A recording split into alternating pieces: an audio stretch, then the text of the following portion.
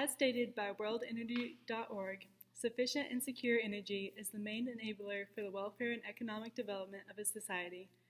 As energy-related activities have significant environmental impacts, it is indispensable to provide an energy system which covers the needs of the economies and preserves the environment.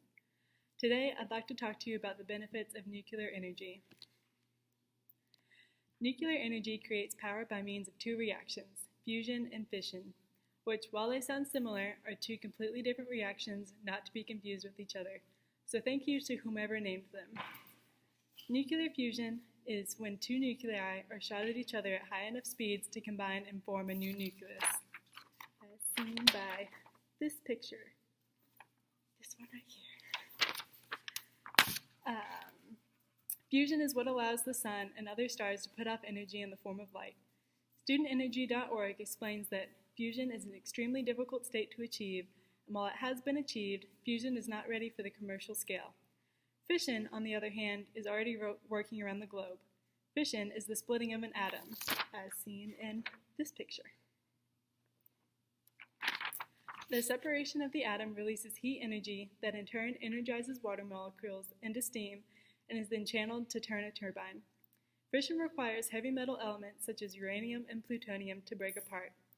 Certain isotopes, most notably uranium-235, which is naturally occurring, are fissile. This means that they can be made to undergo fission when bombarded with neutrons. The fission process also produces neutrons, so that a chain reaction can be set up wherein each fission event can initiate another. Now let's talk about some stats on nuclear energy. The first nuclear power plants were operational in the 50s and at their peak in the 70s and 80s due to the oil crisis. In the 2000s, a revival took place overseas. As of 2014, there were 434 operating commercial nuclear power plants worldwide, stated by partners. At the end of 2016, 65 reactors were under construction. Today, nuclear energy produces up to 10,000 times more energy than fossil fuels. Because its energy output is so much greater, less reactions are needed, which means less input is required. Nuclear fission provides the world 11% of its energy. While 11% may not seem like a large portion, consider the numerous other sources of energy that share a piece of the pie, such as solar, hydro, wind, coal, natural gas, and many other sources. There is room for development and expansion in nuclear energy, and it could soon account for more than 11%.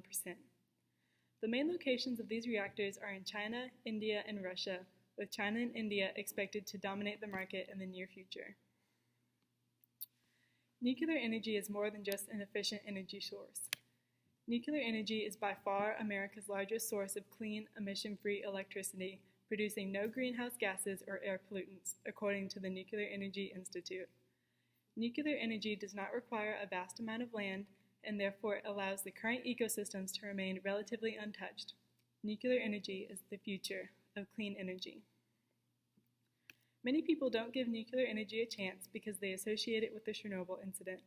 That incident occurred because a reactor was inadequately operated, not because nuclear energy can't be controlled, stated by the World Nuclear Association. With properly trained operators, nuclear plants don't just decide to blow up. Modern nuclear power plants are carefully designed, constructed, and operated to provide an energy in a controlled manner while retaining the radioactive materials, Cutler and Polyakov. To ensure that the plants are functioning correctly, they are subjected to extensive inspections on a regular basis. Now that we know that these plants don't pose a significant threat of explosion to the surrounding areas, what about the health of the people working inside the plant? Research by Cutler and Polyakov has shown that releases of radioactivity are generally less than 1% of permissible levels and do not add detectably to the natural background radiation near nuclear power plants. It has also been shown that a low dose or low dose rate of ionizing radiation in living organisms is generally stimulatory rather than inhibitory. This means that the radiation exposure would not be harmful and may even be beneficial. Still, not everyone supports the idea of nuclear energy, but there are still high hopes for it with the changing political and economical environments.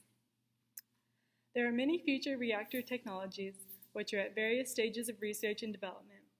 Of particular note are the class of small modular reactors and fast reactors, which promise dramatic improvements in reactor flexibility and efficiency respectively, stated by the World Energy Council. According to Cutler and Polyakov, the rate of uranium consumption in present-day reactors suggests that the estimated conventional reserves are only adequate for several hundred years. However, breeder reactors could be built that would enable more than 90% of the potential energy in uranium to be released by converting uranium-238 into plutonium-239. This would extend the fossil fuel supply to tens of thousands of years. Fission of uranium in breeder reactors is consistent with the definition of a renewable energy source in the sense in which that term is generally used. Nuclear energy is the future of energy systems. Thank you.